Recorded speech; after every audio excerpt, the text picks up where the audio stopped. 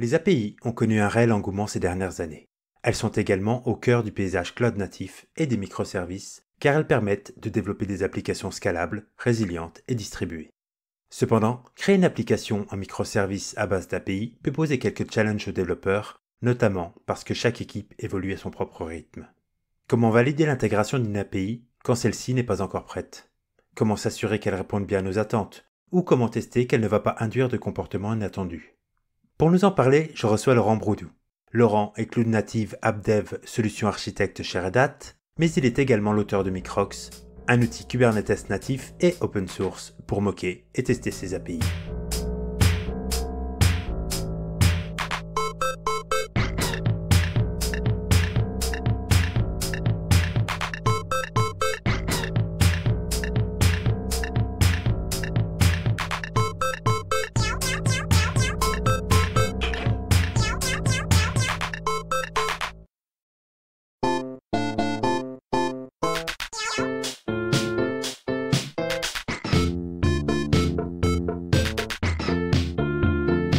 Bonjour Laurent, bienvenue.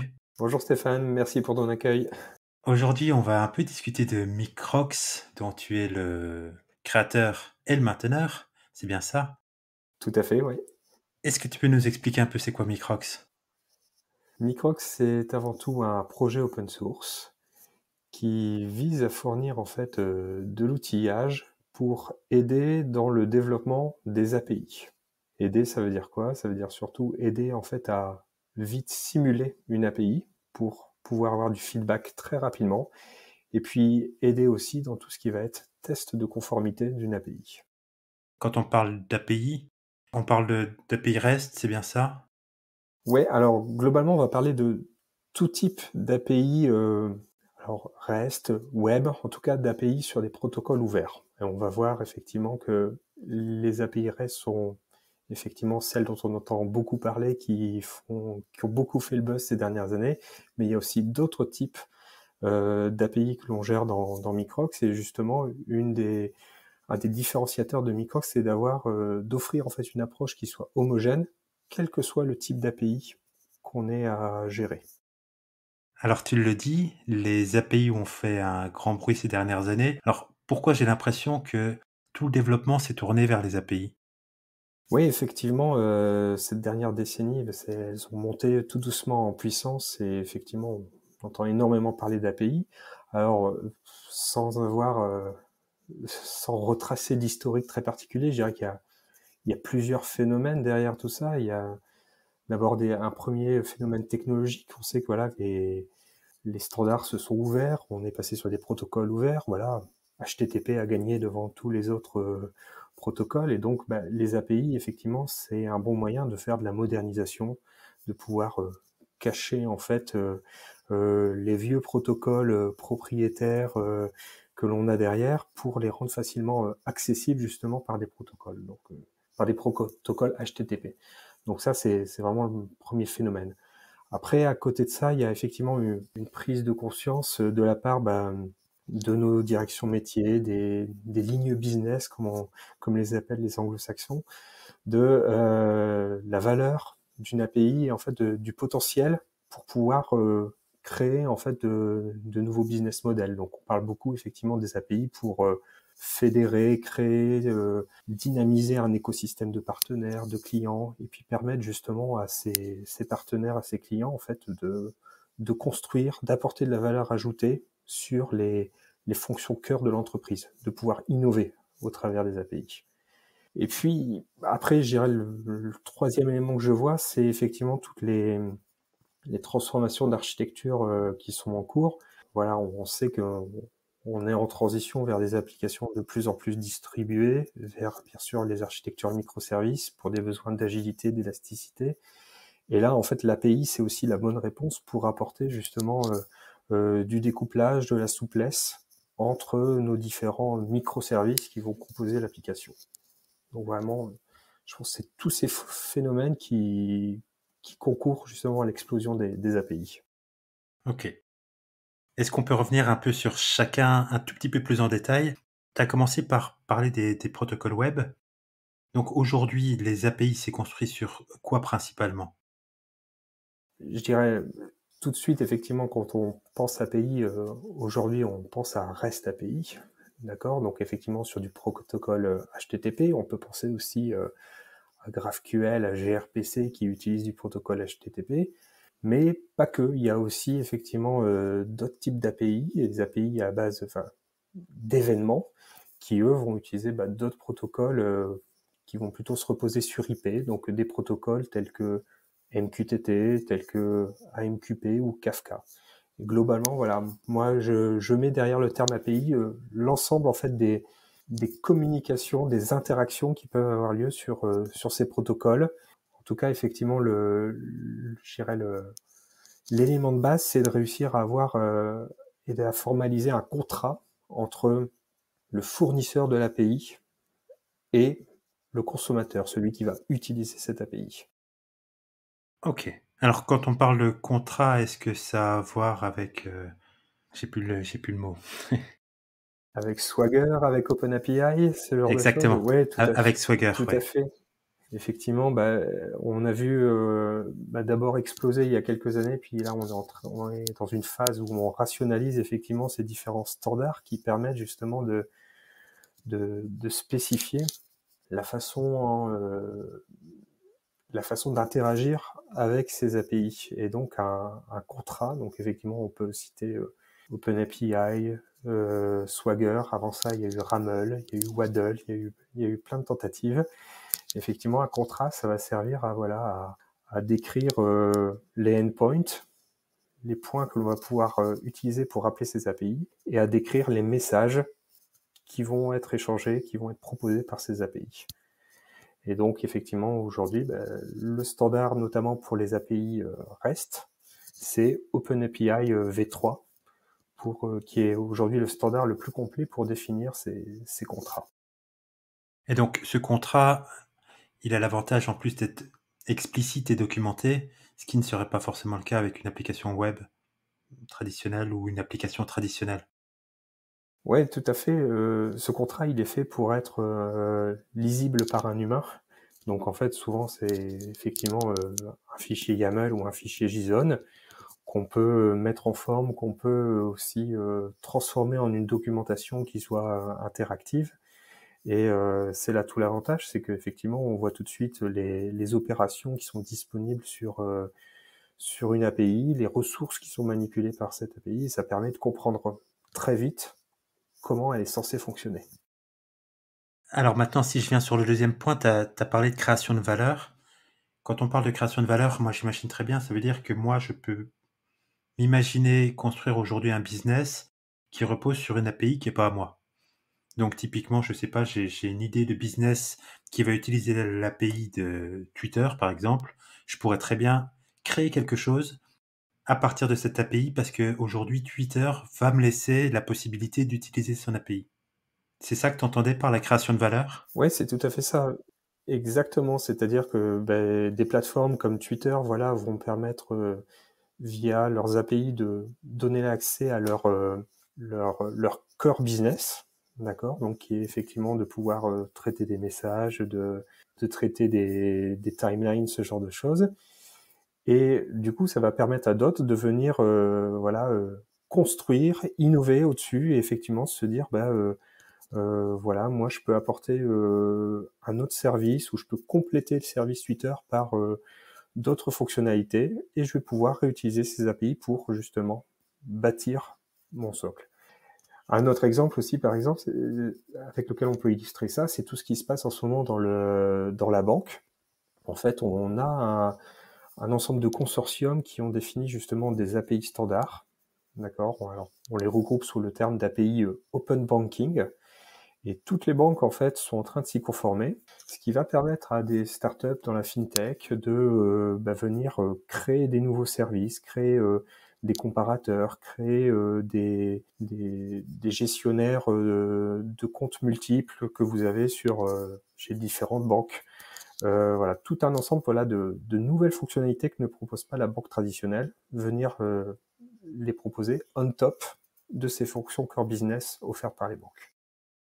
Donc un des gros points que je vois là aussi, c'est la possibilité de réutiliser. Donc voilà, j'ai pas besoin de réinventer Twitter Twitter existe et je peux l'utiliser. Et ça marche pour donc l'open banking, c'est-à-dire que je pars pas de rien, je pars d'un socle que je peux utiliser, réutiliser, on va dire plutôt, pour créer moi mon business. Exactement, oui, tout à fait. L'idée, c'est d'avoir les API comme accélératrices pour générer des nouvelles fonctionnalités, des nouvelles business et de l'innovation. Donc le troisième point, c'était donc sur les applications distribuées et les microservices. Alors j'ai l'impression quand même qu'ils sont un peu liés avec ce qu'on vient de dire avant, parce que là aussi on parle beaucoup de réutilisabilité, il est difficile ce mot. On va construire une première brique et puis on va pouvoir construire une deuxième brique et elles vont pouvoir fonctionner ensemble et on n'a pas besoin de faire un gros monolithe d'un seul bloc et d'implémenter les fonctionnalités dans ce monolithe. On peut réutiliser ce qu'a fait une autre équipe et s'en nourrir pour construire quelque chose de nouveau. Oui, tout à fait. Et les API sont vraiment primordiales là aussi, puisque justement, la fonctionnalité de base développée par l'équipe A, elle peut être tout à fait exposée sous la forme d'une API, et puis réutilisée par l'équipe B, par l'équipe C, par l'équipe D, pour justement venir ancrer leur fonctionnalité propre et la faire interagir avec ces fonctionnalités fournies par la première équipe. Donc vraiment, l'API et donc le contrat qui va être proposé par l'équipe A, ça va être vraiment voilà, la brique de Lego qu'on va pouvoir réutiliser pour justement assembler nos microservices et puis voilà, construire, agréger de la valeur au sein d'une application complète, assemblée de différents microservices. Alors ce que je comprends bien, c'est que l'API, c'est aussi bien la brique de base qui va nous permettre de construire quelque chose qui a plus de valeur que la brique de base, mais en même temps, c'est la brique qui vient étendre la brique de base. Oui, parce qu'on pourrait construire une fonctionnalité de base, mais effectivement, choisir de se la garder pour soi et ne pas l'exposer à l'extérieur au travers d'une API. Et effectivement, il y a aujourd'hui dans les entreprises toute une démarche de dire, donc une démarche dite d'APIisation, entre guillemets, c'est effectivement les entreprises ont leur système existant, ils ont leurs fonctionnalités développées, peut-être dans des systèmes legacy, peut-être dans des nouveaux systèmes. Et effectivement, il y a toute une tendance d'APIisation, c'est-à-dire qu'on va rajouter cette couche d'exposition qui va permettre justement de faire profiter à d'autres les fonctionnalités qu'on a développées en interne. Et ça, c'est vraiment intéressant pour justement permettre de pérenniser des existants et puis de, je dirais, augmenter le nombre d'utilisateurs, scaler le business en facilitant l'accès à d'autres utilisateurs. Alors ça a l'air d'être un monde tout beau et tout gentil. C'est plein de belles promesses et j'imagine que ça s'accompagne aussi de mauvais côtés. Alors est-ce que tu connais un peu les mauvais côtés ou est-ce que tu pourrais nous dire les mauvais côtés qu'ont les API? Effectivement, les API, ça paraît toujours magnifique et on se dit, mais oui, faisons des API, mettons des API partout. Après, effectivement, il y a quand même quelques difficultés quand on se met effectivement à passer à l'échelle. Et ces difficultés, notamment, en fait, on les voit, je dirais, exacerbées en fait ces derniers temps par justement les nouvelles architectures hyper distribuées, les microservices, Kubernetes, parce qu'effectivement des API, il y en a partout. Donc, on l'a bien vu, le point central entre le fournisseur et le consommateur de l'API, c'est le contrat. Et en fait, ce qui va permettre à un utilisateur de l'API de commencer à travailler, c'est ce fameux contrat. Et donc, il y a un problème qui est vraiment, je dirais, prégnant dans l'entreprise quand on passe à l'échelle, c'est effectivement le temps d'attente avant de recevoir ce fameux contrat. Donc, quand on est deux à travailler, ok, j'attends toi, Stéphane, que tu me fournisses un contrat, bon, ça va. Mais quand toi-même, tu dépends de Pierre, qui dépend de Paul, qui dépend de Jacques, tout ça, en fait, ça induit du délai. Et ça fait que les temps de projet s'allongent. Donc, si on attend, voilà, que une API soit prête avant de pouvoir avoir son contrat et commencer à l'utiliser, tout ça, ça fait des temps de projet très très longs. D'accord. Donc ça, c'est vraiment le premier problème, c'est comment je fais pour éviter la latence et le fait de devoir à sérialiser tous mes développements entre mes fournisseurs et mes consommateurs d'API. Le deuxième problème, quand on passe à grande échelle, c'est la gestion du versionning. Parce que voilà, à un instant T, on va produire une API 1.0 qui sera toute jolie, toute belle. Et puis dans 3 mois, on se dira, ben non, on a oublié de gérer ce cas, on a oublié de gérer cette propriété, donc on va peut-être faire une 1.1 qui sera compatible ascendante, ou pas, si on se rate. Et puis on va continuer comme ça, puis à un moment on fera une 2.0, mais le problème c'est que au moment où on sortira la 2.0, la 3.0, on aura peut-être toujours des utilisateurs qui continuent d'utiliser la 1.0. Et là, le gros problème, c'est de réussir à s'assurer que, alors qu'on avance dans nos développements, ce qu'on livre, en fait, ne casse pas les anciennes versions, permet toujours d'être compatible avec les anciennes versions. Donc ça, c'est facile à faire quand on a 1, 2, 3 API. Ça devient beaucoup plus complexe à faire quand on commence à avoir un patrimoine de douzaines, de centaines d'API à devoir gérer et réaliser de concert. Donc ça, c'est vraiment les 2 gros problèmes qu'on voit, et c'est notamment les 2 gros problèmes auxquels on s'attaque avec Microx. Alors très bien, comment est-ce que aujourd'hui Microx vient tacler, on va dire, ces problèmes-là? Microx, donc je disais tout à l'heure, ça va permettre en fait de pouvoir simuler rapidement une API et avoir tout de suite un feedback. Donc ce qu'on va vouloir éviter avec Microx, c'est justement cette sérialisation des développements, devoir attendre que quelqu'un ait fini son API avant de pouvoir commencer à jouer avec, à l'utiliser. Donc l'idée de Microx, c'est de dire, dès que vous avez designé votre API, tout de suite, en fait, Microx va réussir à la simuler. En fait, vous allez lui donner à manger le contrat de votre API, et lui, en fait, il va inférer un comportement que vous allez pouvoir customiser, et tout de suite, sans avoir même produit une seule ligne de code, vous allez avoir voilà, une simulation de votre API qui sera live, qui sera up. Vous allez pouvoir donner à différents consommateurs, à différents partenaires, pour que tout de suite, ils puissent l'éprouver, et puis la challenger, voir, oui, ça correspond à mes attentes, ça correspond à mes besoins, non, il faut réitérer, il faut revoir le contrat. Donc ça, avec Microx, effectivement, c'est la première grande fonctionnalité, c'est justement simuler pour accélérer le développement. D'accord, donc on est dans un monde où alors certaines API sont à la base, donc on construit sur une API. Par contre, après, quand on construit sur ces API, on vient rajouter de nouvelles fonctionnalités, par exemple, qu'on va proposer à un moment ou à un autre. C'est donc pour essayer de simuler cette nouvelle fonctionnalité. Je ne sais pas, j'ai une API qui va me permettre d'envoyer un mail si ceci ou cela. Donc aujourd'hui, j'ai pas développé ce back-end qui me permet d'envoyer le mail. Par contre, je peux déjà faire un mock de mon API qui va dire je dois transmettre à cette API-là et lui dire envoie un mail et que l'API puisse me répondre. C'est exactement ça. Comme ça, tout de suite, avant de effectivement commencer le développement, ou alors soit commencer le développement de ta V1 ou soit commencer le développement de ta V2 avec les nouvelles fonctionnalités que tu projettes d'implémenter, tout de suite, tes futurs utilisateurs peuvent te donner un feedback en te disant ouais, c'est super, ça correspond bien à nos besoins et on pourra l'utiliser, ou au contraire, non, il faut revoir ta copie. Donc ça, c'est vraiment la première approche, premier use case. Et puis le deuxième gros use case de Microx, c'est de se dire, comme on a donné justement à Microx ces différents contrats, lui, il va en fait gérer naturellement tout le versionning, et il va savoir, tiens, ça c'est le contrat de la V1, ça c'est le contrat de la V2, ça c'est le contrat de la V3.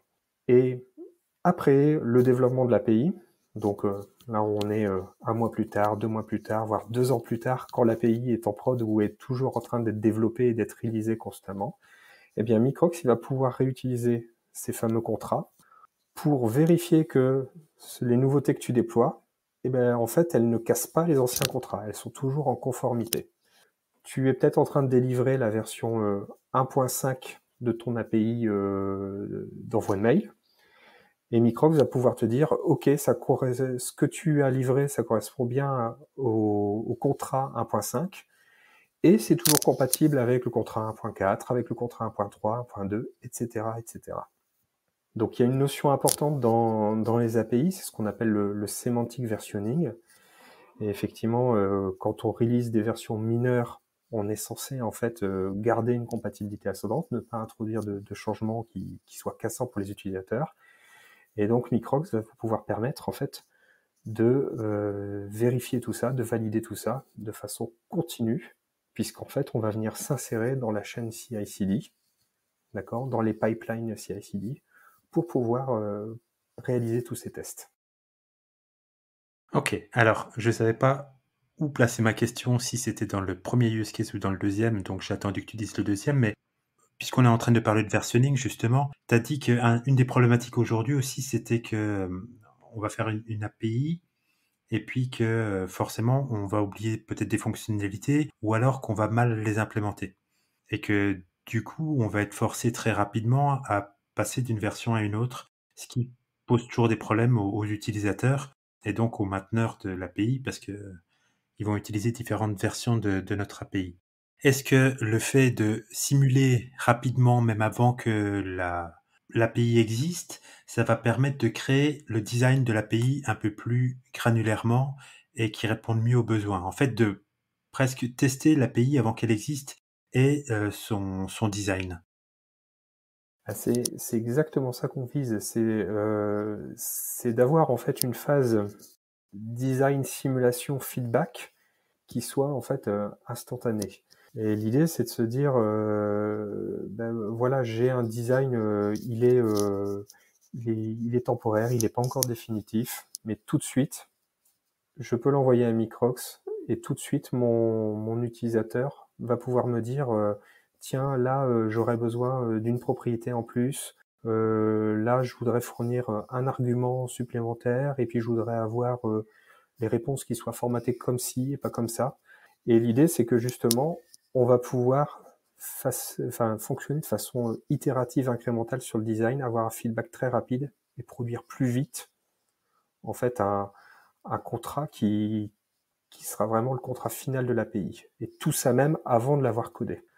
Donc, avec Microx notamment, on s'intègre avec un designer qui s'appelle Happy Curio, qui est aussi en fait un projet open source sur lequel je contribue. Et donc, on a vraiment un connecteur et une communication bidirectionnelle entre les deux. C'est-à-dire que l'idée, c'est voilà, on est à plusieurs, enfin, on est seul ou à plusieurs dans Happy Curio parce qu'on peut faire du design collaboratif. On fait le contrat. Une fois qu'on est à peu près satisfait, on appuie sur le bouton. Pouf, automatiquement, ça transfère tout ça à Microx, ça produit un endpoint. Tout de suite, on peut appeler l'API. On n'a rien implémenté derrière, hein, c'est juste Microx qui la simule. Et tout de suite, bah, du coup, si on est content, on peut continuer. Si on n'est pas content, on est dans Microx pour dire bah non, je repars en session d'édition et je recommence à éditer mon API.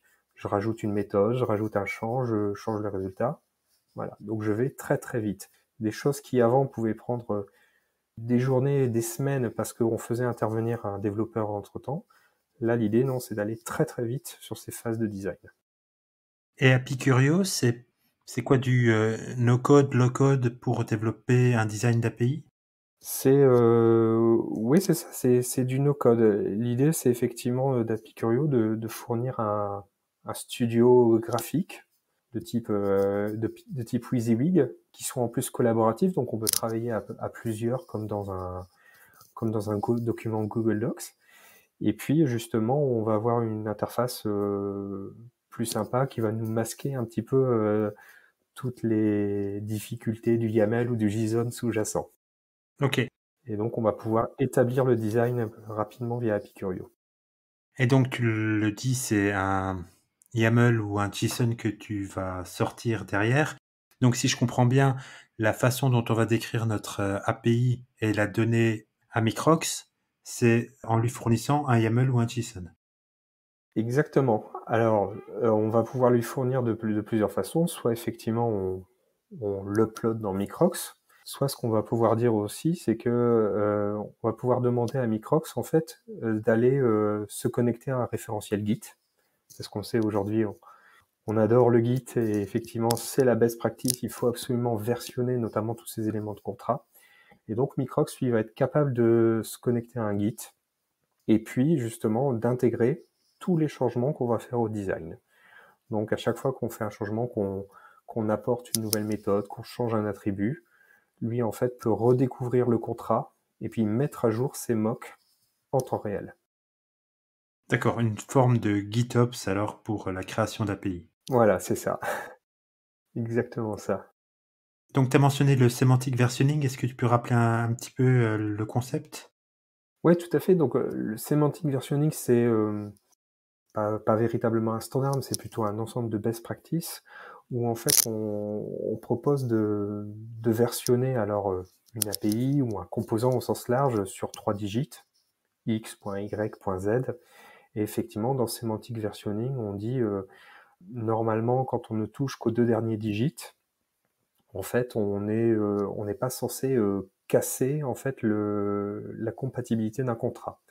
Donc typiquement, ça veut dire que si je suis utilisateur aujourd'hui de la version 1.1 de ton API, eh bien, de façon transparente, on peut me faire pointer sur la 1.2, sur la 1.3.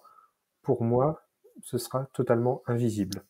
Par contre, en tant que fournisseur de l'API, si jamais je décide à un point que j'ai besoin de revoir en profondeur en fait le design de mon API, de mon composant, eh bien là, moi, je vais passer par exemple sur une version 2.0 pour indiquer attention, là j'ai fait un changement qui va casser des choses chez vous, qui va vous demander une adaptation, et donc je passe véritablement à un digit supérieur dans une série 2.0, 2.1, etc. Donc le semantic versioning, c'est un ensemble de best practices qui détaille et voilà, qui illustre toutes ces pratiques-là. Alors maintenant qu'on voit bien, la théorie derrière Microx, est-ce que tu as des use cases plus précis à nous partager sur l'utilisation de Microx? Effectivement, enfin, il y a des grands use cases qui se dessinent. Le premier étant voilà, celui dont on parlait, qui est effectivement le fait de dire je me trouve peut-être dans un programme de transformation, d'APIisation à outrance de mon système d'information, effectivement. Donc là, ça va être intéressant d'utiliser Microx pour tout l'aspect accélération des développements, le fait de pouvoir voilà accélérer la phase de design et avoir du feedback bien plus rapidement. Ça, c'est vraiment le premier grand point. Quand on passe à l'échelle, ben voilà, on a cet effet accélérateur et puis on a l'effet garde-fou par le test et la validation. D'autres use cases qu'on voit aussi, enfin, que je vois chez des utilisateurs, c'est que ben, des gens utilisent Microx pour faire par exemple du test de performance et pour, de façon plus générale, gérer leurs environnements de performance. Prenons un exemple, voilà, je veux évaluer la performance d'un microservice A, et je sais qu'il a 3 dépendances, BCD par exemple. Reproduire un environnement complet, ça peut être complexe, ça peut demander du temps. Et donc, on a certains des utilisateurs qui disent, bah, moi, je vais déployer effectivement l'implémentation de A. Je vais déployer ça sous forme de composants, sous forme de pod dans Kubernetes, typiquement. Et par contre, je vais moquer les composants B, C, D avec Microx. Comme ça, de une, c'est plus facile. J'ai pas à redéployer tous ces composants et à connaître la façon de les déployer.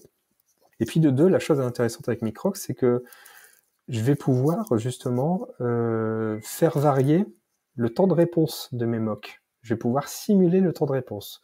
Donc du coup, ça me permet de vérifier que mon microservice A, bah, ok, il est performant quand les microservices B, C, D sont performants. Et puis ça permet de voir comment il se comporte quand les microservices derrière commencent à être plus lents à répondre. Donc ça va permettre de vérifier par exemple, est-ce que j'ai bien positionné des timeouts? Est-ce que j'ai bien mis en place un circuit de breaker? Est-ce que j'ai bien, voilà, si je suis utilisateur d'un service mesh, est-ce que j'ai bien configuré toutes mes policies? Ce genre de choses.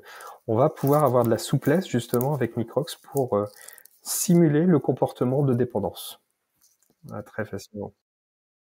C'est un use case en fait dans lequel il y a 2 use cases.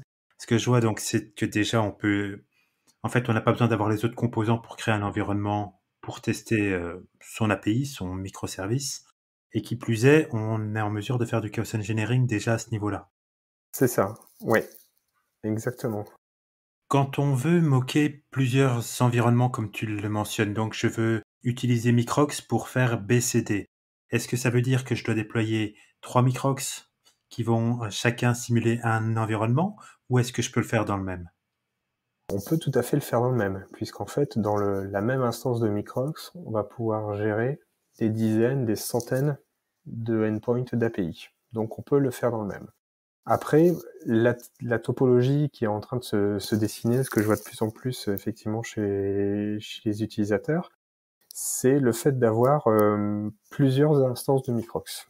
D'avoir peut-être des instances qui sont des instances longue durée, voilà, qui auront une durée de vie longue, d'accord, et qui contiendront véritablement l'ensemble du catalogue d'API de l'organisation.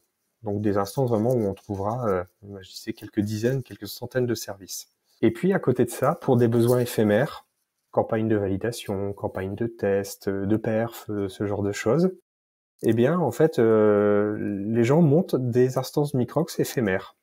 Et la chose intéressante, c'est que justement, on va pouvoir très facilement les popper, ces instances, parce que ce qu'on n'a pas dit encore jusqu'à présent, c'est que Microx est une application Kubernetes, avec des opérateurs, voilà, donc ça va être très simple de popper une instance de Microx, et puis on va pouvoir très facilement la peupler, cette instance, avec les services qui nous intéressent. Donc on a beaucoup d'utilisateurs qui ont leur grosse instance de Microx, et puis ils font leur petite course en disant, ben moi, pour mon cas particulier, j'ai besoin de ce service, cette API, cette API, cette API. Hop, je les extrais de mon référentiel, je pop une nouvelle instance de Microx, je mets effectivement mon extract, je joue sur les temps de réponse des différents services que j'ai extraits, et puis je suis autonome, je fais ma validation, je fais mes campagnes de perf, etc. Donc, quand on veut jouer sur la performance, par exemple, je veux ajouter un peu de latence par rapport à mon temps de réponse.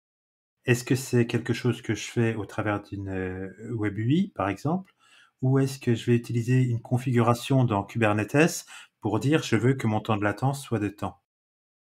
Alors, on va pouvoir, c'est tout ça à la fois. C'est-à-dire que, bien sûr, dans Microx, on a une Web UI. On a la possibilité, effectivement, de se connecter, d'aller changer les potards et puis de tuner comme on souhaite. Mais on peut aussi entièrement le piloter via API lui-même. Alors, ça peut être directement au niveau des API Kube, puisque, bah, comme je le disais, pour déployer Microx, en fait, on fournit un opérateur. Donc, créer une nouvelle instance de Microx, c'est simplement créer une nouvelle custom ressource, et puis derrière, l'opérateur s'occupe de mettre tout en place, et puis justement de peupler le repository. Et puis après, une fois que le repository est up, bah là, on a des API qui peuvent être appelées justement, peut-être au début de chaque tiers de performance, pour justement mettre des settings différents sur les dépendances. D'accord. Donc vraiment, ce qu'on veut, c'est donner la possibilité de rendre tout ça tout automatique. Si vous ne voulez pas voir la Web UI de Microx, parfait, pas besoin de s'y connecter. En fait, vous pouvez piloter l'intégralité des opérations depuis les API, depuis un pipeline CI/CD, depuis un CLI aussi. On fournit un CLI avec justement les fonctions les plus prégnantes pour être intégrées dans un pipeline CI/CD. Alors, quel type d'erreur est-ce qu'on pourrait injecter pour faire des tests de performance? Oui, quand tu parlais tout à l'heure de Chaos Monkey, c'est vrai que c'est pas tout à fait, enfin, c'est pas aussi large que du Chaos Monkey. C'est là où on se concentre surtout sur de la latence, sur du temps de réponse. C'est surtout ça. On va pas, quoique on pourrait aussi se mettre à changer en fait les règles de dispatching pour dire subitement mon service se met à ne répondre que des erreurs 500. Ce serait aussi tout à fait possible. Mais après, voilà, Chaos Monkey, le terme est peut-être un petit peu fort. On va trouver beaucoup moins de choses que ce qu'on peut faire avec, voilà, avec un service mesh, avec Istio, avec ce genre de choses. Mais néanmoins, voilà, on va pouvoir, ça va permettre de faciliter la vie quand on veut simuler des dysfonctionnements d'API. Donc, on va pas aller jusqu'au bout du concept en disant on va essayer, là, on va couper carrément ce qui se passe, mais on a le cas d'usage qui est le plus commun, c'est-à-dire qu'on a ajouté de la latence parce que c'est vraiment là qu'on arrive à évaluer les problématiques qui se posent au niveau de notre API probablement les choses qu'on n'a pas pensé, mettre un time-out ou enfin comment notre API va réagir dans des cas où qui simulent la réalité en fait, où on a appelé un service et il nous répond pas dans les temps. Ou simplement, il nous répond dans les temps, mais avec un délai. Oui, oui, tout à fait. C'est vraiment sur ce use case-là, principalement qu'on se concentre. Très bien. Est-ce qu'il y a d'autres use cases peut-être que tu as pas évoqués? Ouais, bien sûr. Non, alors, le use case qu'on voit de plus en plus, en fait, c'est un use case autour de la gouvernance. Alors, la gouvernance, ça fait toujours peur comme comme terme, comme gros, ça fait toujours gros mot, parce que, bon, voilà, il y a des auditeurs qui ont un petit peu d'expérience et beaucoup ont peut-être subi comme moi, la gouvernance SOA, la gouvernance d'entreprise, bon, des choses qui effectivement, sur le papier sont très jolies, mais dans la réalité, on n'arrive que très rarement à mettre en place. En revanche, voilà, on sait qu'il y a toujours quand même ce besoin de, au moins, connaître le patrimoine, savoir ce qui est utilisé, ce qui est déployé, par qui, voilà. Et en fait, beaucoup d'utilisateurs de Microsoft ont fini par se dire, mais en fait, quelque part, ça va vachement m'aider dans ma gouvernance parce que c'est pas intrusif. C'est une approche, je dirais, bottom-up de la gouvernance.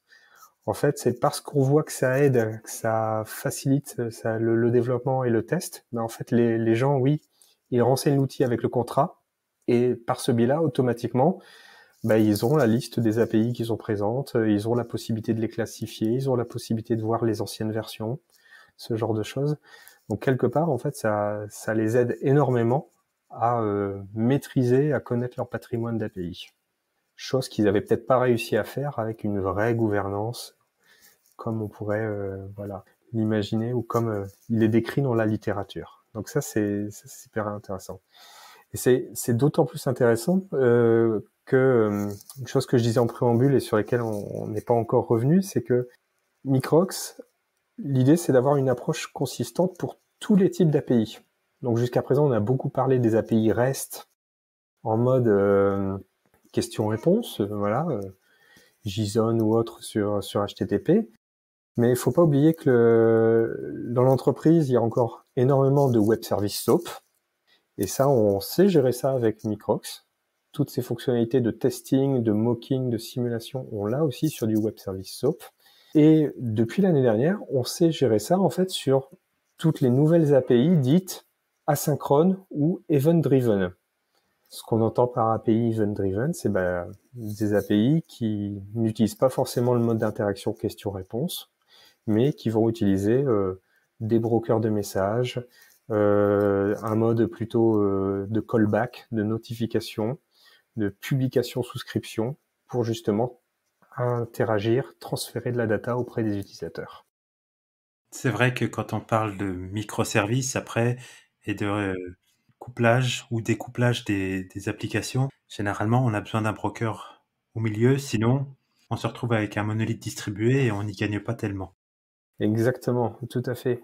Parce que vraiment les API REST, elles nous ont offert la possibilité d'avoir un découplage fort d'un point de vue de la techno, puisque derrière, que ce soit implémenté en Java, en Node, en Go, quoi que ce soit, c'est transparent pour l'utilisateur. Mais le problème des API REST, si on base tout notre système là-dessus, c'est que on a un couplage fort au niveau de l'uptime, d'accord, et de la disponibilité des différents systèmes. Et effectivement, on voit que la transition vers les microservices, elle nous amène de plus en plus à penser en asynchrone, en événement, et à se dire, voilà, dans une interaction, dans une orchestration qui peut être complexe, tout ne doit pas forcément être fait en temps réel, en bloquant, en question-réponse. Je peux aussi, voilà, simplement émettre un événement et puis ce sera traité un jour quand il y aura de la disponibilité, quand l'événement aura été véhiculé, voilà. Mais c'est une transition forte pour nous permettre vraiment de scaler nos architectures microservices, quoi. Il faut vraiment introduire ces événements. D'accord, donc je reprends mon exemple de notification par mail puisqu'il s'y prête. Donc je veux notifier un utilisateur par mail, je ne sais pas quand il est créé dans une application, et je veux que ce soit asynchrone. Donc en fait, ce que je vais faire en général, c'est que Quand dans mon application, je vais créer mon utilisateur, ça va publier un événement, c'est bien ça, qui va être transmis au travers d'un message broker à mon autre API, qui va faire son travail d'envoyer un mail et qui va me notifier, une fois que l'action qu'elle doit faire a été faite, si elle est bien faite, que l'action a été prise en compte. Donc, en quoi Microx, dans tout ce cheminement, va ajouter quelque chose? Donc, parce que moi, j'imaginais Microx, par exemple, si je lui fais simuler mon application de mail, je mets, je sais pas, mon application, un Kafka et un Microx qui va simuler mon API. Ouais, tout à fait, c'est exactement ce schéma-là. Donc, dans le cadre des événements, enfin, tu l'as dit, l'exemple est vraiment bon. C'est j'enregistre un utilisateur, alors je l'enregistre dans ma base peut-être en synchrone, et puis j'émets un événement, et puis cet événement, comme tu dis, il peut servir à envoyer un mail, mais il peut aussi servir à dire j'enregistre des informations de l'utilisateur dans le CRM de l'entreprise, dans le système marketing, dans plein de choses différentes. Et donc, effectivement, il y a un broker au milieu, et on voit que les événements, les messages qui transitent par le broker, ça va être intéressant aussi de les formaliser, de les contractualiser. Et c'est ces messages qu'on va transmettre au travers du broker, qu'on va appeler justement l'API asynchrone. C'est le message transmis par le broker. Et donc, avec Microx, on va pouvoir aussi justement simuler ces messages asynchrones. Donc, je décrète que mon composant qui enregistre les utilisateurs, il devra émettre un événement. Je le contractualise. Et là, Microx, justement, il est capable de dire, voilà, tiens, je sais me plugger un broker Kafka, un broker MQTT, peu importe. Et même avant que l'application qui enregistre les utilisateurs ne soit développée, je vais commencer mon travail de simulation et je vais envoyer des événements utilisateurs enregistrés régulièrement. Comme ça, mon système, les systèmes qui sont à l'écoute de ces événements, le système d'envoi de mail, le système d'enregistrement dans le CRM, eux, ils peuvent commencer à bosser bien avant que le système d'enregistrement des utilisateurs ne soit implémenté. Donc là, on va aussi vraiment paralléliser en fait tout le travail entre les composants qui génèrent ces événements et les composants qui sont censés les recevoir et les traiter. On va plus avoir besoin d'attendre que les premiers aient terminé leur job avant de commencer les seconds. On va pouvoir paralléliser tout ça. On parle d'API asynchrone et on se rend bien compte que, comme tu l'as dit, il y a une sorte de formalisation dans l'événement qui doit être produit. Est-ce que c'est l'événement qui a été formalisé dans le type, j'envoie un événement, je vais lui envoyer un UID dans cet événement, je vais lui envoyer un payload et je vais lui envoyer un callback? Ou est-ce que c'est au niveau de l'API elle-même que l'événement asynchrone, en fait, est structuré aussi? Alors, pour justement décrire ces événements asynchrones, on va avoir affaire à un autre type de spécification. Alors, on parlait tout à l'heure d'Open API pour justement les API REST, questions-réponses bloquantes. Et côté asynchrone, on a maintenant en fait le pendant qui s'appelle Async API, qui peut être vu en fait comme une spécification, voilà, un peu Gmail d'Open API. Et l'idée de la Sync API, ça va être ça, ça va être pouvoir de dire, voilà, mon événement, il va arriver par, alors là, on va pas parler de endpoint, mais on va parler d'un channel, d'accord? Et un channel, effectivement, sur un broker, ça se matérialisera par une queue, un topic, une destination, que sais-je. Et dans le contrat Sync API, on va justement décrire cette channel et on va décrire justement les différents messages qu'ils porteront cette channel. Et on va décrire, comme tu l'as dit, voilà, la payload, elle doit être structurée comme ça, mais il y aura aussi peut-être des headers qui seront structurés comme ça. Donc, Async API, ça va être un outil pour justement nous permettre de formaliser tout ça, noir sur blanc, et derrière de pouvoir l'exploiter en termes d'outillage. Et donc, ça parle, la Sync API aussi de la manière d'intégrer à certains outils, c'est-à-dire on standardise la manière dont ça va être intégré. Je sais pas, je veux prendre un Kafka ou un RabbitMQ. Est-ce que dans la Sync API, ça décrit justement un mécanisme pour les deux, ou alors ce serait une implémentation qui serait différente? Alors, il y a les deux pans en fait dans la Sync API. Donc, il y a une partie dite abstraite ou générique où effectivement on décrit le channel et puis le message en termes de payload et header. Et puis, il y a des parties en fait spécifiques qu'on appelle les bindings qui vont permettre justement de spécifier des particularités d'implémentation de tel ou tel broker. Et donc aujourd'hui, dans le standard Async API, on trouve un binding pour Kafka, un binding pour RabbitMQ, pour MQTT, un binding aussi pour WebSocket, puisque on peut faire de l'asynchrone et de la notif sur WebSocket, bien sûr. Voilà, donc il y a toute une liste de bindings, je pense qu'il y a une petite dizaine aujourd'hui. Et effectivement, ces bindings, ils vont permettre de spécifier des choses, de préciser, voilà, quel type de queue je veux, avec quel niveau de persistance, avec quel niveau de qualité de service, par exemple. Voilà. Donc, on va vraiment avoir les deux volets dans la Sync API. Et la spec qui encadre tout ça, c'est quelque chose à laquelle beaucoup de personnes contribuent.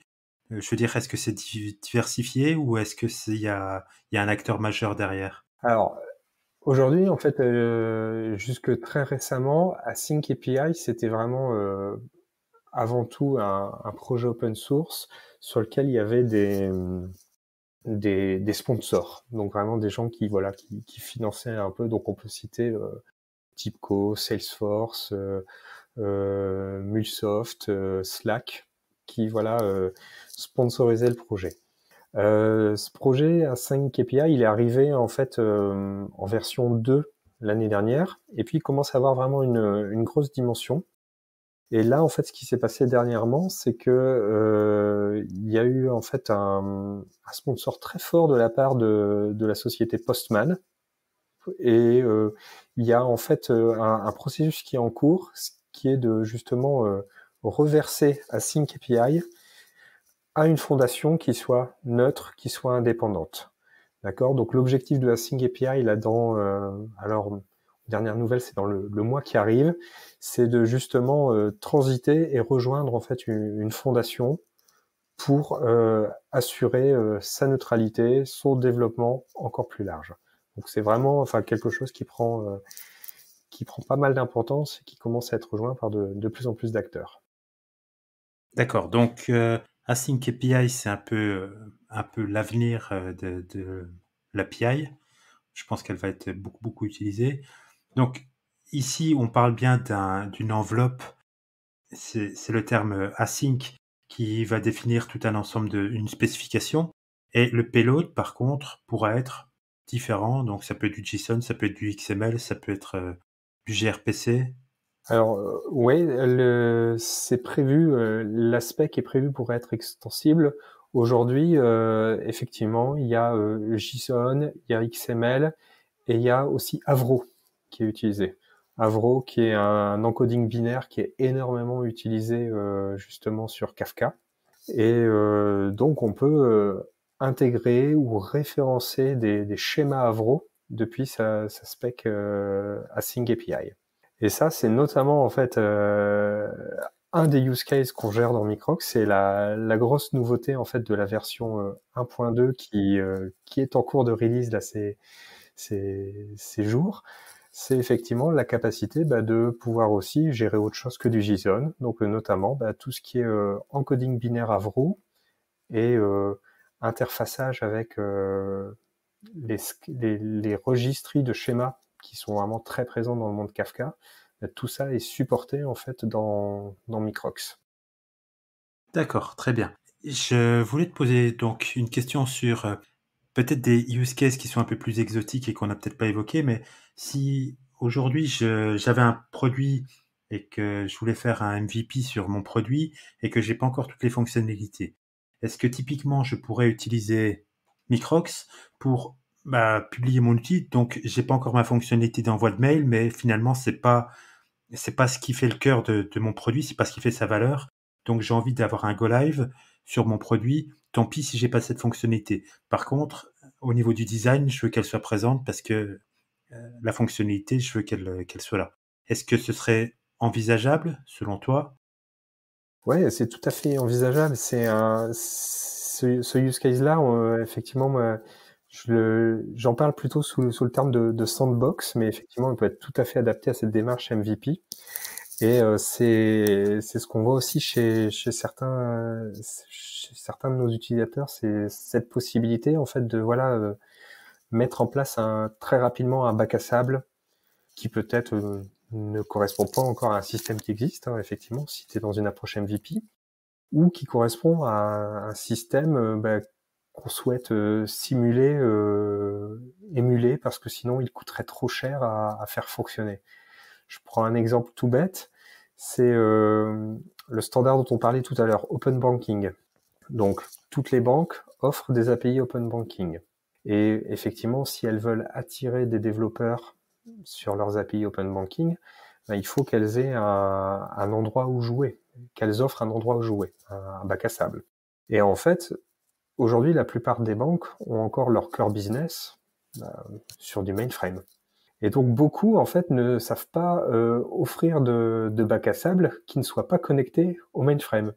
Et donc ça leur pose un véritable problème parce qu'au final, alors ils souhaitent bien sûr que leur API rencontre le succès, mais si elle a trop de succès, ça fait beaucoup de développeurs qui travaillent sur le bac à sable, qui utilisent beaucoup de ressources, qui vont jusqu'au bout du mainframe et qui utilisent des TPS, qui utilisent des cycles CPU, qui coûtent forcément cher pour simplement jouer avec l'API. Et donc, on a plusieurs utilisateurs qui se disent, plutôt que de mettre tout mon système en ligne derrière, non, je vais simuler, je vais moquer, je vais couper, je vais mettre un Microx, et ça me coûtera beaucoup moins cher que d'avoir à maintenir justement un système up and running pour tous ces bacs à sable. D'accord, là on se place dans le monde où on sait très bien que notre API va servir à d'autres use cases qui sont en train de se développer. Donc je sais pas, j'avais évoqué Twitter, mettons que Twitter veuille sortir une nouvelle API et donner une preview pour que les gens qui construisent sur l'API de Twitter puissent déjà commencer à développer sans qu'elle soit prête.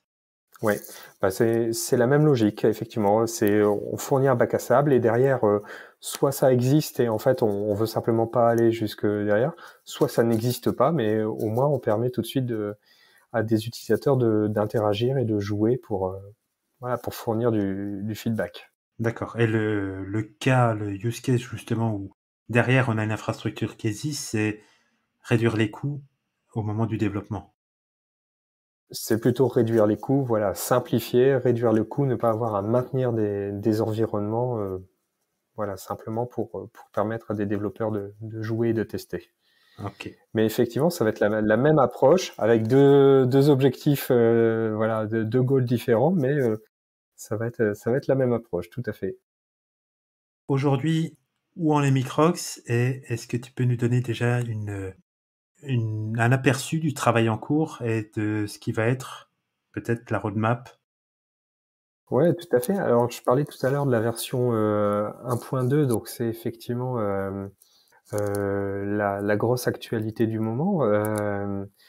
Et dans cette version 1.2, ce qu'on a apporté, c'est vraiment la confirmation en fait de ce modèle et du fait qu'il soit extensible à tout type d'API. C'est-à-dire que jusqu'à très peu de temps, on ne traitait que les API REST et la partie SOAP Web Services.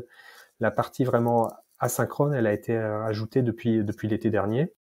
Et donc là, avec la 1.2, on vient de l'étendre à Kafka, avec le support d'Avro, avec le support des registres de schéma, et on vient de l'étendre aussi au protocole MQTT. Parce que effectivement, dans la communauté, on a pas mal d'utilisateurs qui font de l'IoT, l'Internet des objets, et puis qui trouvaient aussi que c'était bien pratique justement d'utiliser Microx pour simuler des devices qui nous envoient des événements, qui nous envoient des messages. Voilà, donc toutes leurs devices en fait ne sont pas des devices physiques qui existent, mais elles sont simulées avec Microx qui envoie des événements pour chaque device. Donc ça, c'est vraiment la grosse nouveauté de cette version 1.2. Et puis avec cette version, on a pas mal travaillé aussi autour de tout ce qui est l'intelligence du moteur de mocking, puisqu'en fait le tout de pouvoir simuler, c'est pouvoir simuler intelligemment Si on a un service qui, quelle que soit la question qu'on lui envoie, répond toujours la même chose, bon, c'est somme toute très vite limité. Et donc, dans Microx, on a rajouté, ben voilà, la possibilité effectivement d'avoir en fait des requêtes de dispatching intelligents. Donc, de pouvoir effectivement inférer un certain nombre de choses, mais sinon pouvoir définir des fallbacks, pouvoir définir des cas d'exception, pouvoir aussi définir des templates de réponse. Et donc, laisser Microx générer une partie de la réponse pour nous. C'est-à-dire qu'on va dire, ben voilà, telle opération, telle API, elle doit retourner une adresse postale et une adresse mail. Par contre, j'ai pas envie de effectivement décrire toutes les adresses de la Terre entière. Et donc, on a donné la possibilité, ben voilà, d'utiliser des templates pour ça.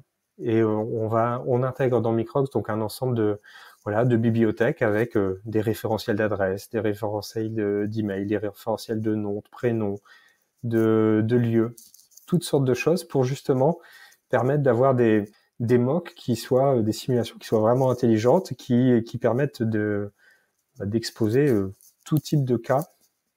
Voilà, vraiment toute une diversité de cas, de data différentes très facilement.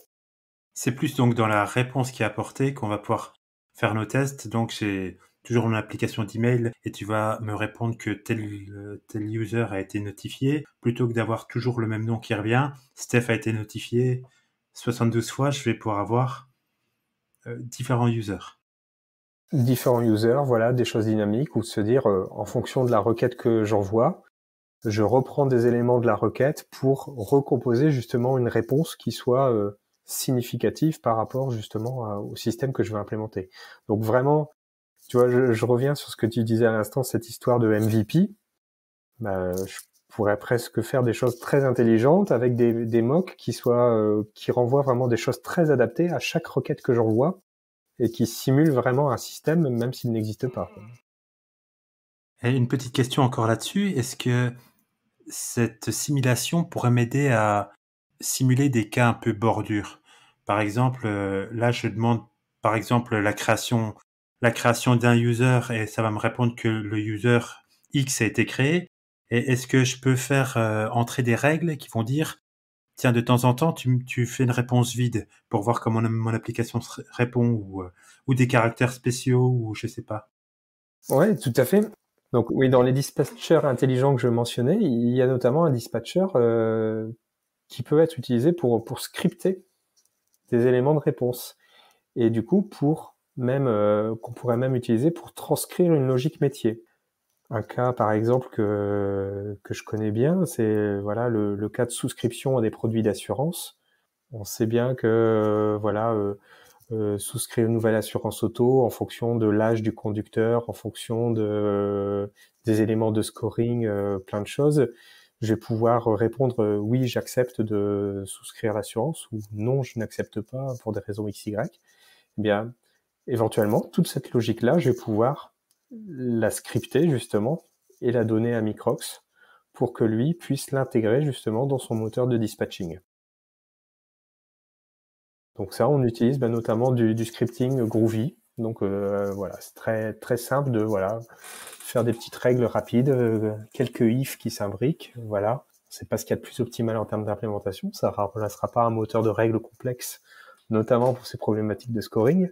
Mais toutefois, ça permet de déjà matérialiser en fait un comportement, une certaine intelligence métier qu'on attend d'une API.